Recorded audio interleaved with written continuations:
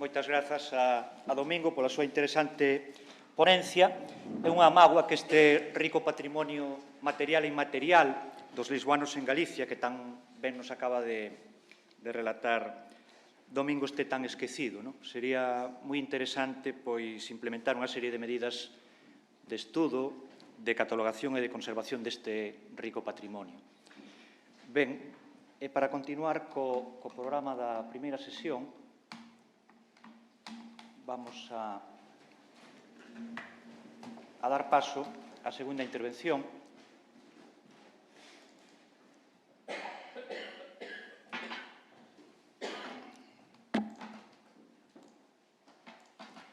Que correrá a cargo do doutor Camilo Fernández Cortizo, tamén é profesor de Historia Moderna na Universidade de Santiago de Compostela. Ten dirixido varios proxectos de investigación internacionais e nacionais. Tamén ten feito varias estadías de investigación en diversos centros portugueses, en Lisboa, en Porto, en Guimaraes. Desde o ano 2018 é director da Cátedra UNESCO 226 de Migracións e entre as súas liñas de investigación cabe destacar os estudos de historia rural, de historia da familia na Galicia da Idade Moderna, os estudos sobre a vellez, sobre a Igrexa e as misións populares, sobre a climatoloxía histórica e, máis recentemente, sobre a emigración laboral e o exilio político de galegos a Portugal, desde o século XVIII a mediados do XIX. É coedirector de varias monografías, entre elas La movilidad estudiantil en Europa e América, siglos XIII ou XXI, Gañar a vida cruzando a raya, emigración galega a Portugal, séculos XVI ou XIX. Ten unha amplia publicística en artigos e en capítulos de libros sobre a emigración, tanto a emigración laboral de galegos a Portugal, exemplos como Ir aos Gaños, emigración galega ao norte de Portugal, 1700-1850, a emigración galega no Entredouro e Miño, de 1700 a 1850, condicións persoais e ocupacións profesionais dos emigrantes, la emigración gallega al occidente de la región del Entredouro e Miño, siglos XIV o XIX, gallegos asistidos, gallegos encarcelados en el distrito de Porto, siglos XVIII e XIX, feito en colaboración comigo mesmo, gallegos en el norte de Portugal en la fase anterior a la emigración americana, 1800-1860, ganar la vida al otro lado de la raya, la emigración a Portugal desde la jurisdicción de Cotobade, siglos XVIII al XIX, los otros gallegos en Portugal, estos xa serían contribucións sobre a outra emigración, a emigración política, o exilio político de galegos a Portugal, con exemplos como los otros gallegos en Portugal, exiliados realistas y conjuras absolutistas durante el trienio constitucional, la correspondencia interceptada, la visión de la situación política portuguesa a comienzos del segundo periodo liberal, 1826, en las cartas de los emigrantes gallegos, las ocurrencias revolucionarias de 1846 en Galicia, exilio en Portugal y relaciones hispano-lusas, el segundo exilio liberal durante la década ominosa, 1823-1833, los refugiados españoles en Portugal, fuxendo de la represione absolutista, rifugiati spagnoli in Portogalo, 1827-1830, vosotros desde aquí, nosotros desde allá, exiliados políticos portugueses y españoles en tiempos de la década ominosa, liberales españoles en los depósitos de refugiados de Portugal, condiciones de vida, liberales españoles internados en depósitos marítimos en Portugal, raciones y subsidios, etcétera, etcétera. Hoxe, na súa ponencia, falarános sobre as ocurrencias revolucionarias de 1846 en Galicia, derrota e refuxo en Portugal. Ten a palabra o doutor Camilo.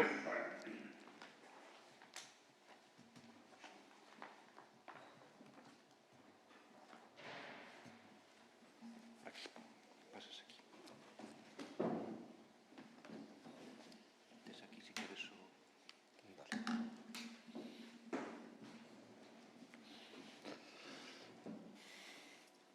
Bos días.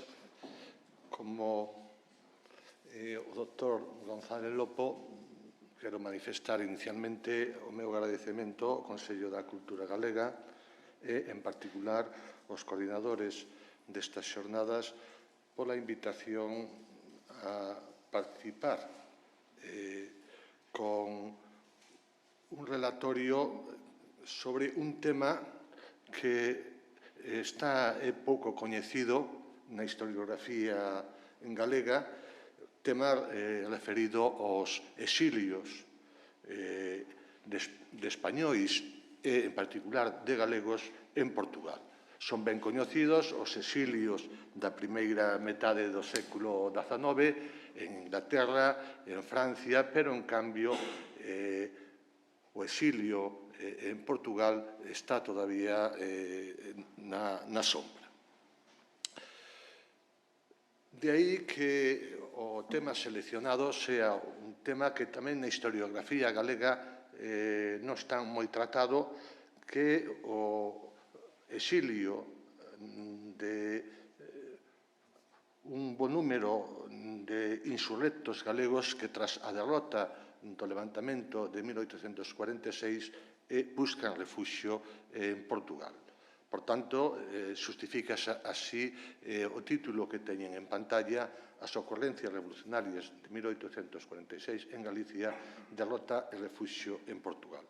Bueno, xa está comentado aquí que Portugal era un dos destinos tradicionais da emigración laboral de galegos nos séculos XVIII e XIX. Pero hai que salientar que durante a primeira metade desta última centuria Portugal deu tamén asilo e hospitalidade, isto é como as fontes consideran a asistencia de Portugal nesta época, dou tamén cobillo a un crecente número de mozos prófugos do servizo militar e, así mesmo, de emigrados ou refuxiados políticos de diferentes ideoloxías, coincidindo coa época do tránsito do absolutismo ao liberalismo. A quebra do antigo réxime e a instauración do Estado liberal en ambos os reinos segue, según distintos autores, unha secuencia moi semellante. Certamente non sempre cronolóxicamente coincidente. De aí que hai autores, tanto españois como portugueses, que falan de historias paralelas. E, ao falar de historias paralelas, xustifican a tese do paralelismo histórico entre Portugal e España na primeira parte do 800. Certamente, os dous reinos viven, durante a primeira metade do século XIX, un período convulso política e militarmente, un período espasmódico caracterizado por pronunciamentos militares, por guerras civís e tamén pola tenancia no poder ata o final dos reinados de Fernando VII, 1833, e de Miguel I, 1834, alternancia no poder de absolutistas e liberais. Con posterioridade, xa durante a primeira fase dos reinados de Isabel I e de María, a alternancia opón xa a outros protagonistas e, no caso de España, a moderados contra progresistas e, no caso de Portugal, a cartistas contra setembristas.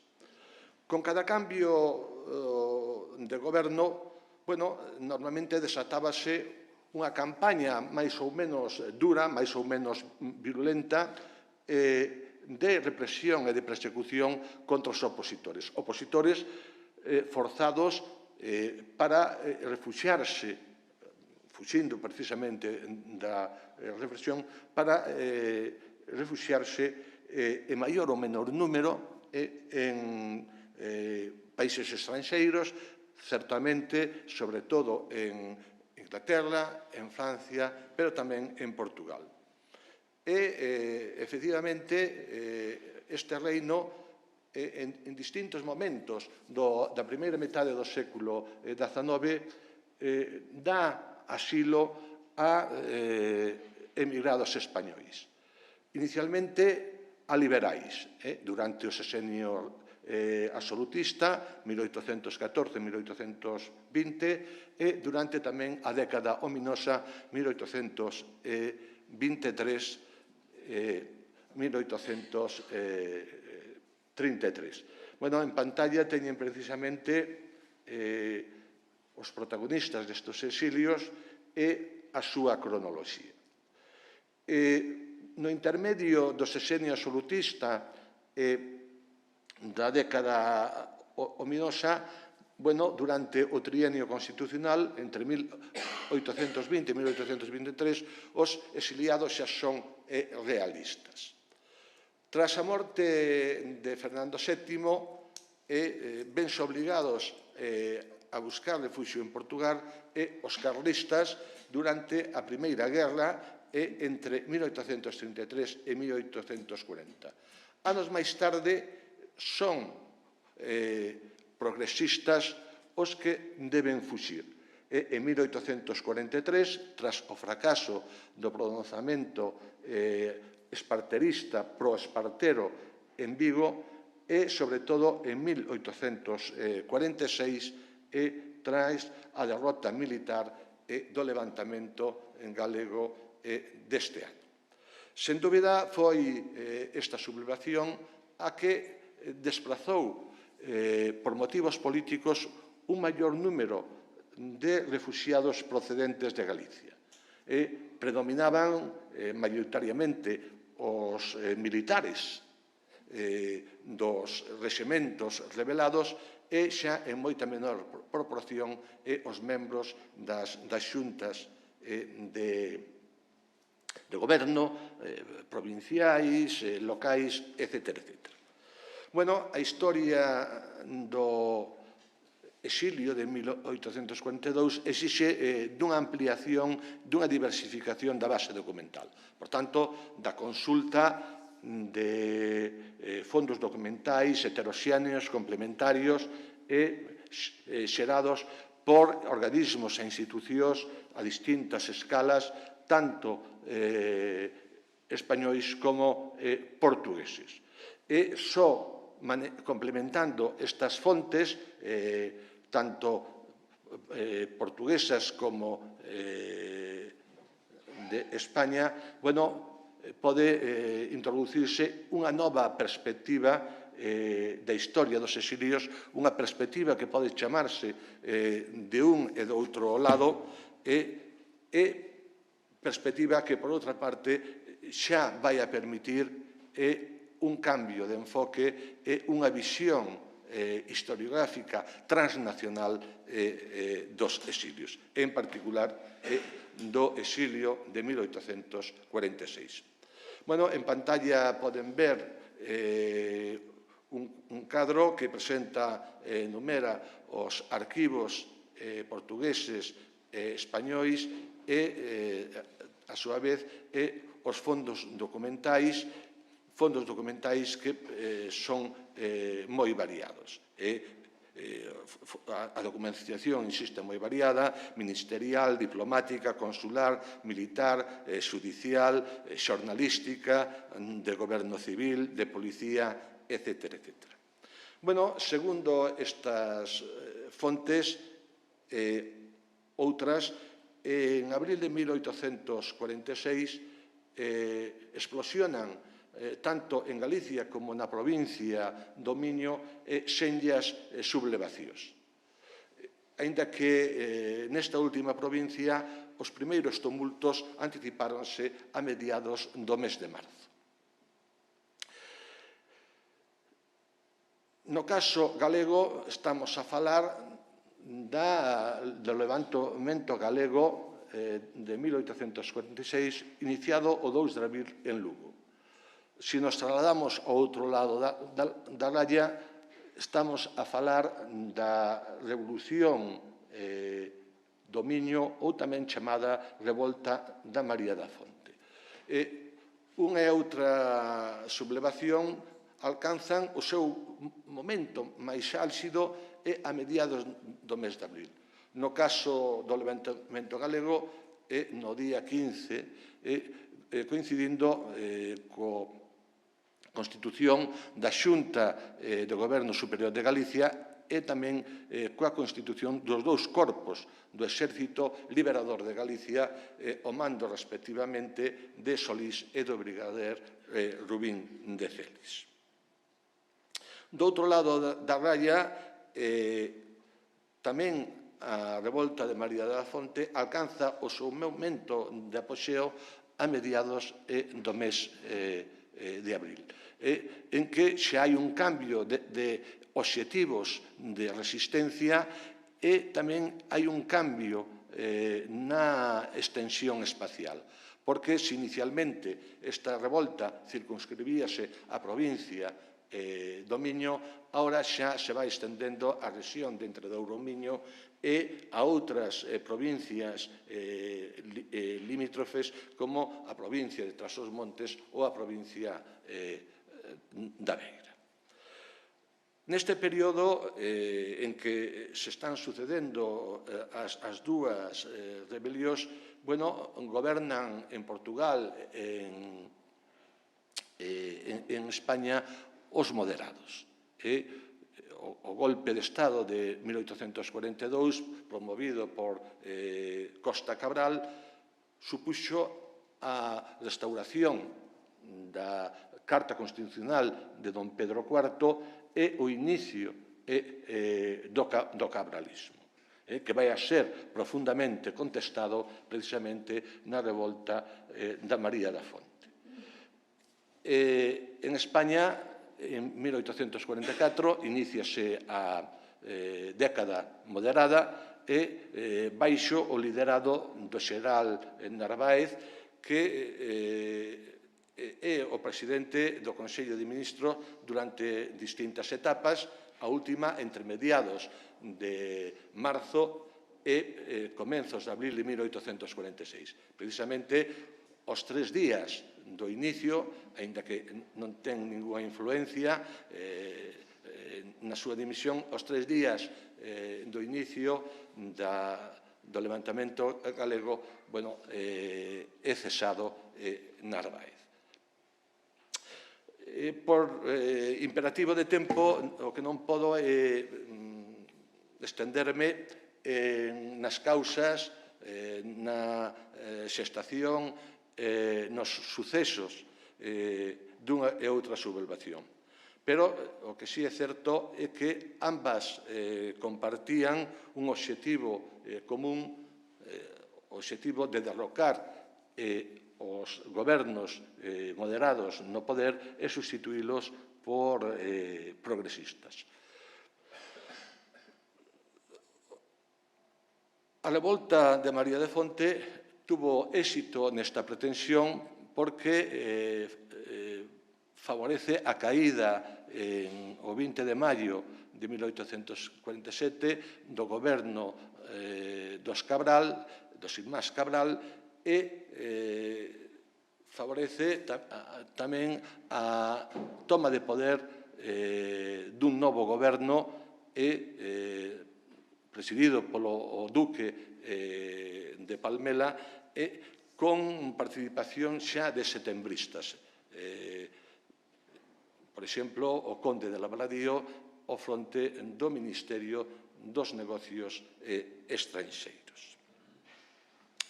En cambio, o levantamento galego fracasou. Fracasou política e militarmente. Militarmente porque o primeiro corpo do Exército Liberador de Galicia, ao mando de Solís, é derrotado en Santiago o 23 de abril. E, inmediatamente, os seus principais líderes son fusilados. O segundo corpo, composto en torno a 2.500 homes ao mando de Rubín de Celis, enterado do desastre compostelano, douse a desbandada. Segundo Juan do Porto, o propio Rubín fuxeu pola noite e refuxiouse en Vigo para embarcar rumbo a Portugal. E así o fixo o día 26 de abril no Bergantín Nervión, que xunto coa barca o Astuto habíase pasado ao lado dos pronunciados o 21 de abril. Ora ben, o fracaso do levantamento fixo que saíran do porto de Vigo levando a moitos sublevados. Entre eles, a Rubín de Celes, ao seu Estado Maior, a un número indeterminado de oficiais, pero tamén transportaba a toda unha serie de membros das xuntas de goberno locais e provinciais, sobre todo componentes da Xunta de Vigo, da Xunta de Santiago e da Xunta de Pontevedra. O segundo de Rubín de Celes, Sebastián Arias, entraba tamén en Portugal por terra acompañado de 32 oficiais, 8 sarxentos e en torno a uns 100 soldados. Tamén por terra chegaban membros de xuntas locais próximas como os membros da xunta de Tui e de outras xuntas. Esta chegada masiva, en tan pouco tempo, motiva aos poucos días, en concreto o 5 de maio, que o ministro plenipotenciario español en Lisboa solicite do ministro de Negocios Estranxeiros a internación inmediata dos rebeldes galegos e a devolución dos dous barcos nos que foron transportados os emigrados. Bueno, a partir dos últimos días de abril, tras a derrota definitiva do levantamento, é constante a chegada de refuxiados e constante, polo menos, alo menos ata mediados do mes de agosto. No transcurso destes meses, a chegada máis numerosa aconteceu o 30 de xullo, en concreto, entran 286 refuxiados que habían participado no levantamento de 1846. Estos 286 refuxiados, en principio, amotínanse na súa viaxe cara a Habana porque, incorporados de novo ao exército, son destinados como castigo a Cuba, en concreto a Habana. En alta mar se amotinaron contra o seu capitán e obrígano para tomar rumbo a Lisboa. Bueno, a chegada a Lisboa é causa de toda unha serie de queixas, de reclamacións, de acusacións por parte das autoridades españolas contra as portuguesas. Pero, finalmente, as portuguesas non ceden nas pretensións de captura e de extradición dos 286 amotinados que finalmente pasan a ser residenciados, a ser internados no depósito de Cascais. Se digo que a cuestión da captura e da extradición, da devolución dos desertores, dos amotinados a España, vai a provocar toda unha serie de disensións entre a alegación española e o Ministerio do Reino e o Ministerio dos Negocios Estranxeiros portugueses. En todo caso, a alegación española recordáballe aos ministerios portugueses que tiñan a responsabilidade da custodia e de evitar a evasión de estos amotinados. E, en previsión de unha posible fuxida, ofrecían para prestar este servizo a tripulación dunha fragata, da fragata Isabel II, que estaba fondeada no Texo desde o 4 de xuño. Pero este ofrecemento foi rexeitado por parte do goberno portugués. O goberno portugués que, ademais, chamaba a atención a alegación española sobre o feito da prolongada presenza desta fragata e tamén do vapor Vulcano en Lisboa.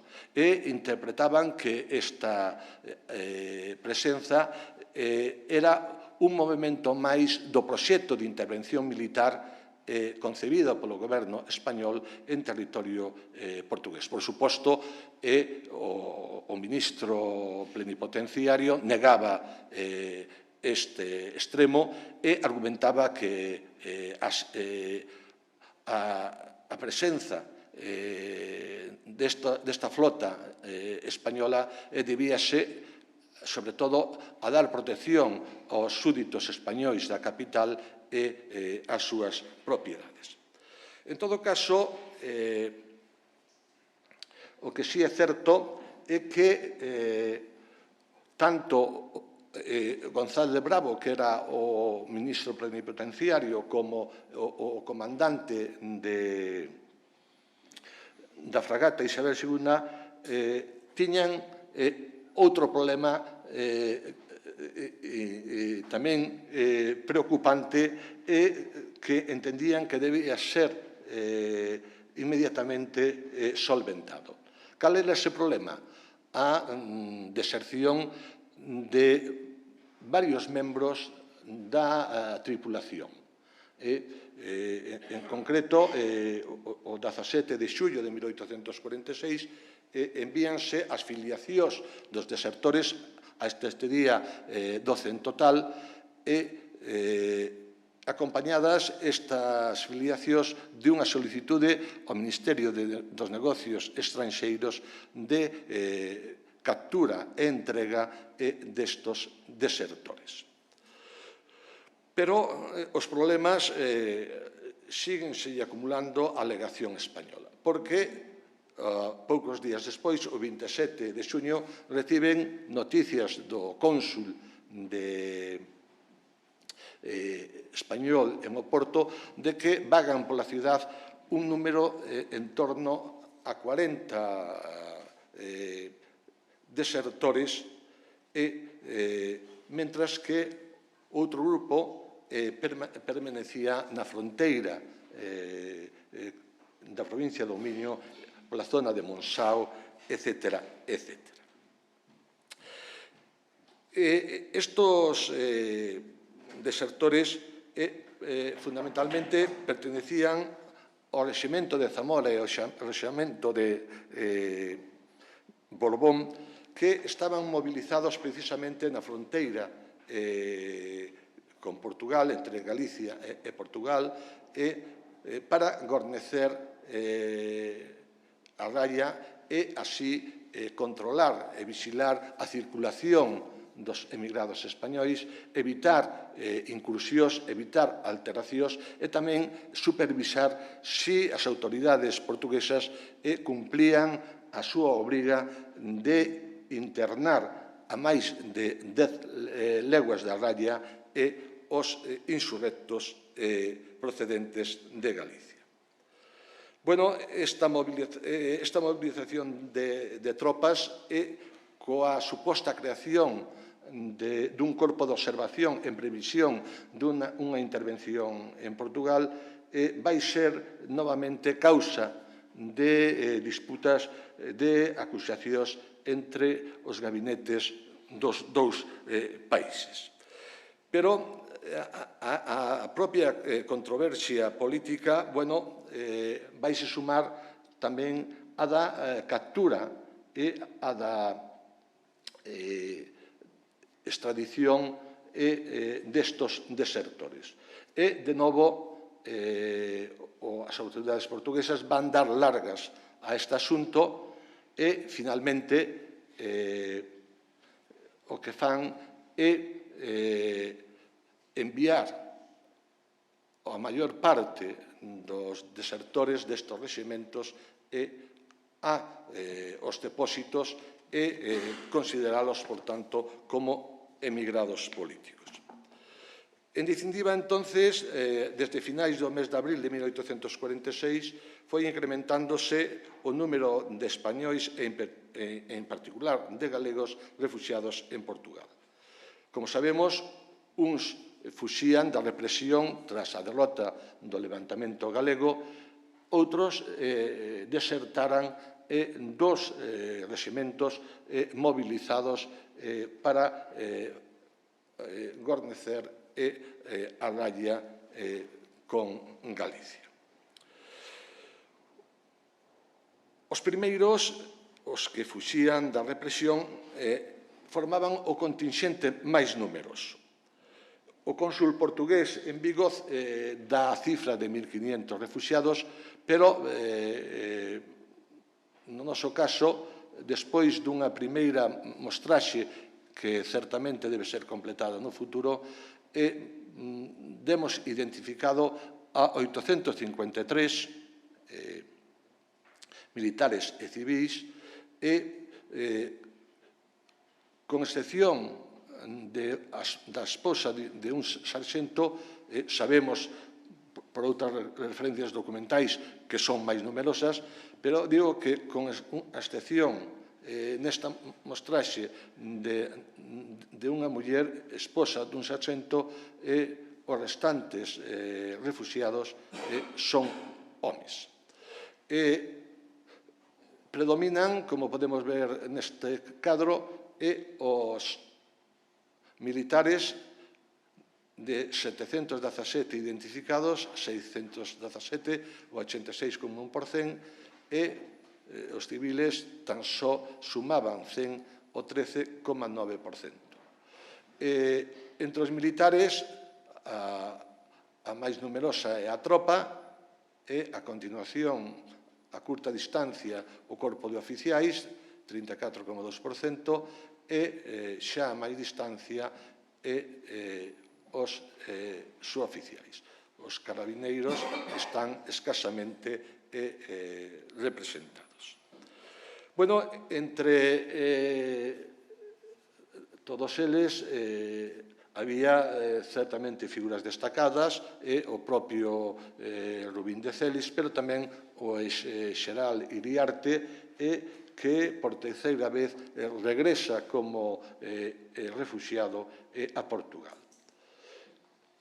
Como xa dixen, os civis son menos numerosos, 100, que supoñen o 13,9%. E tamén nas súas ringuleiras hai personaxes significados,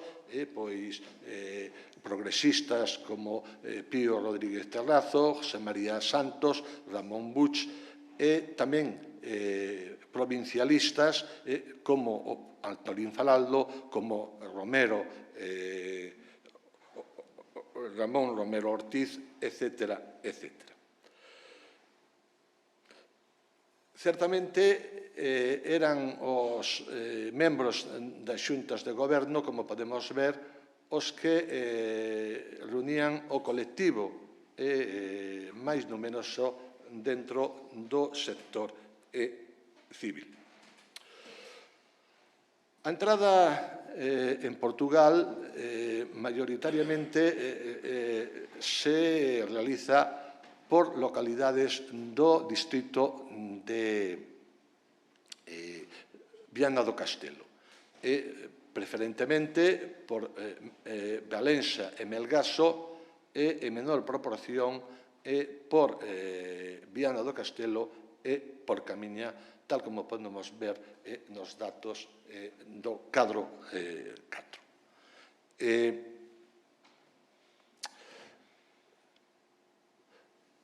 En todo caso, aínda recoñecendo que estas localidades son as que reciben maior número de emigrados, non pode esquecerse que hai outros puntos de entrada. Por exemplo, no distrito de Braga,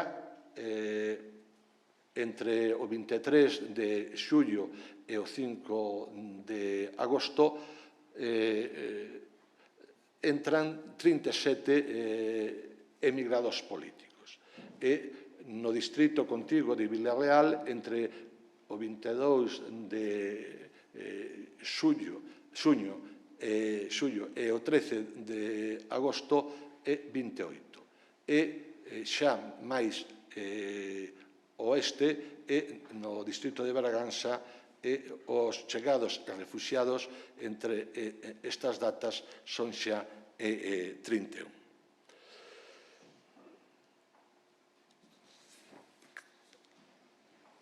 Cando se inicia este fluxo cal é a súa duración? Bueno, este cadro, esta tabla que teñen en pantalla, bueno, explica os ritmos das chegadas.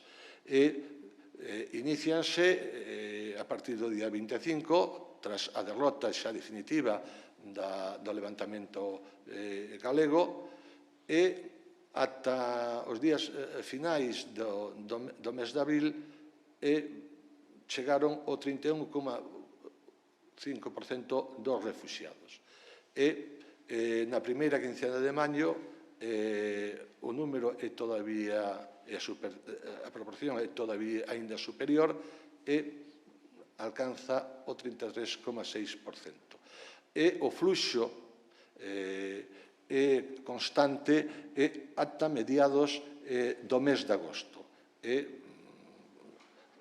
Durante o mes de xullo, como podemos ver, os emigrados suman o 15,9% e no mes posterior de agosto alcanzan o 13,7%.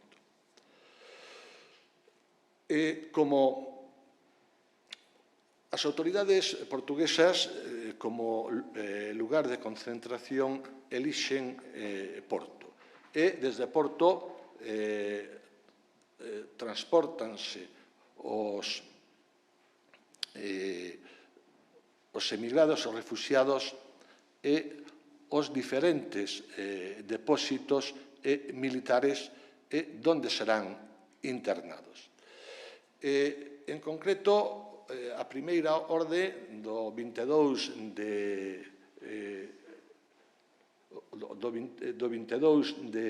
xuño, perdón, do 22 de maio, ordena o internamento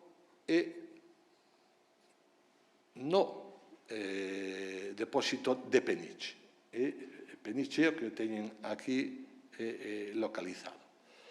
Hai unha orden do ministro dos Negocios da Guerra apremiando a que todo en adiante todos os emigrados españois que cheguen ou que no futuro entren en Portugal deben ser inmediatamente enviados a Peniche para evitar desta forma a combinación, a unión dos insurrectos galegos cos revoltosos do Miño. Con anterioridade viña funcionando Leiría, pero Leiría vai a ser abandonada en favor de Peniche. O depósito de Peniche súmase o de Cascaes, que é creado por unha portaría e do 18 de xuño de 1846. E un pouco máis tarde, a partir do 4 de agosto, parte dos emigrados son desplazados a Santarém. Neste mapa teñen precisamente os depósitos que abre a infanta Isabel María para internar os liberais españois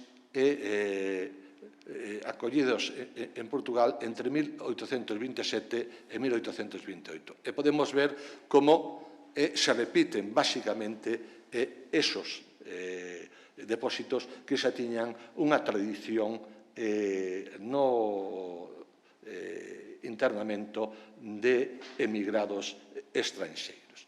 Bueno, tamén en 1846 se segue a tradición de internar a unha parte dos emigrados en pontóns marítimos e en barcos anclados no Texo, e este é o caso do buque don João VI, en que, por unha orden do ministro dos Negocios da Guerra do 15 de outubro, son trasladados un contingente de oficiais, tal vez oficiais revoltosos nos seus anteriores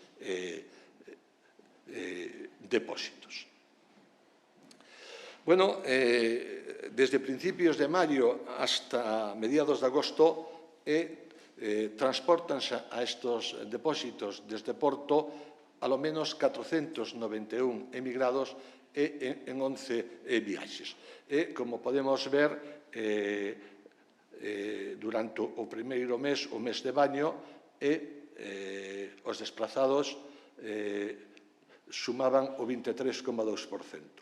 É unha proporción inferior a dos desplazados en xullo, 35,6%, e aínda tamén en agosto, 32,2%. E xa para rematar, debo salientar que a maior parte dos refuxiados en Portugal tiñan escasos medios de fortuna e escasos recursos de subsistencia. E para subsanar precisamente esta falta de recursos, bueno, o goberno portugués proporcionáballes un subsidio. Un subsidio de 240 reis para os oficiais e suboficiais e de 30 reis para a tropa. Agora ben, non todos os emigrados españois vivían en depósitos, senón que algúns vivían de forma independiente e autónoma en distintas localidades portuguesas. En maio e xuño de 1846, nun reconto feito polo Ministerio dos Negocios da Guerra, os subsidiados españois sumaban polo menos 268. A maioría deles estaban internados nos depósitos, pero había toda unha serie de españois posibles que vivían xa en distintas localidades portuguesas, sobre todo en Lisboa. Por outra banda, había un importante número que, mediante un requerimento, solicitaban do ministro de Guerra, solicitaban a súa baixa nos depósitos e unha licencia de residencia en diferentes localidades.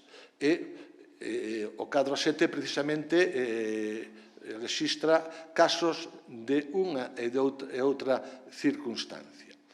Certamente, estas solicitudes de cambio de residencia dun depósito a unha vila ou unha cidade portuguesa podía facerse pedindo a conservación do subsidio ou renunciando ao mesmo. Neste último suposto, as autoridades portuguesas estaban máis dispostas, certamente, a autorizalo inmediatamente. A razón era moi sinxela, porque reducía os gastos orzamentales dos subsidios. Por tanto, o Ministerio do Reino estaba aberto sempre a posibilidade de autorizar estos cambios de residencia. Cambios de residencia que, en todo caso, van a ser causa, de novo, de acusacións entrecruzadas, de queixas e reclamacións entrecruzadas entre as autoridades portuguesas e as autoridades españolas. Estas queixas, estas acusacións, súmanse a outros problemas que enturbian nesta época as relacións bilaterais. A primeira destes problemas é a internación dos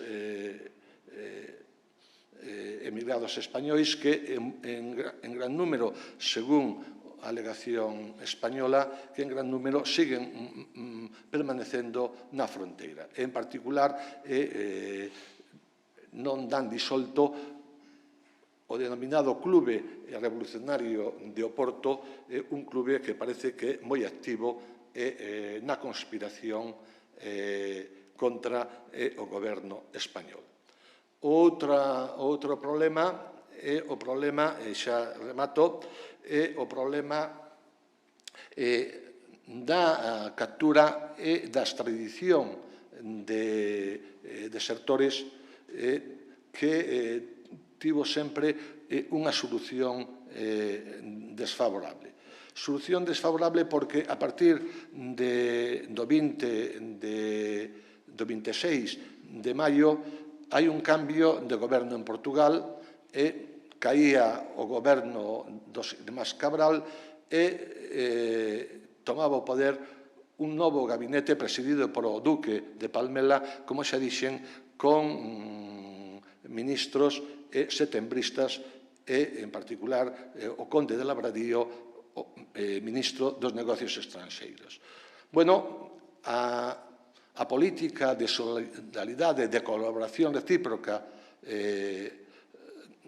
da etapa do goberno dos irmáns Cabral cesa e iníciase xa unha etapa de conflito nas relacións bilaterais.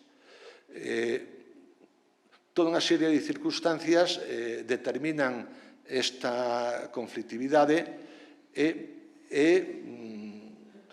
tamén aconsellaron a raíña Isabel II a mobilización e a concentración de tropas na fronteira e incluso co proxecto de creación dun corpo de observación en previsión de unha intervención militar en territorio portugués que non se descarta. Non se descarta si é necesario controlar e vixilar os movementos dos emigrados, dos refuxiados, e se é necesario evitar os seus plans de incursións e de alteracións precisamente rallanas.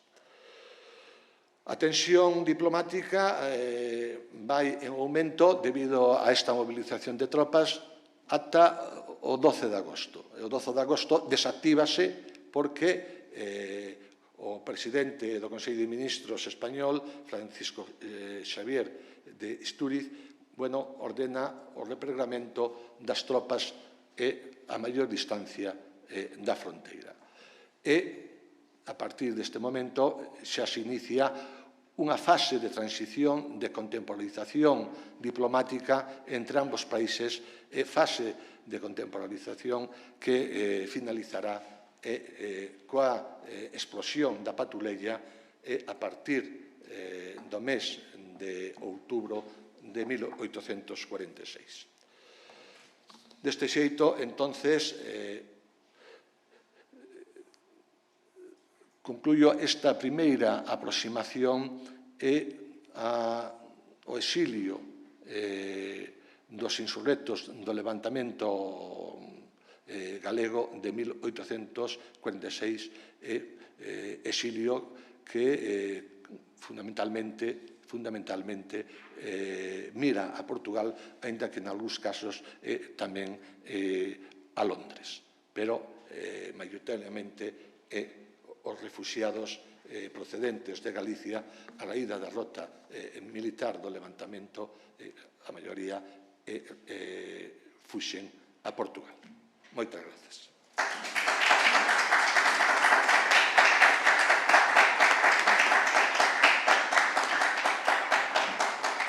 Moitas grazas ao doutor Fernández Cortizo pola súa contribución na que nos ilustrou sobre esa outra emigración de galegos a Portugal, efectivamente escasamente atendida pola historiografía galega, esa emigración política de exiliados.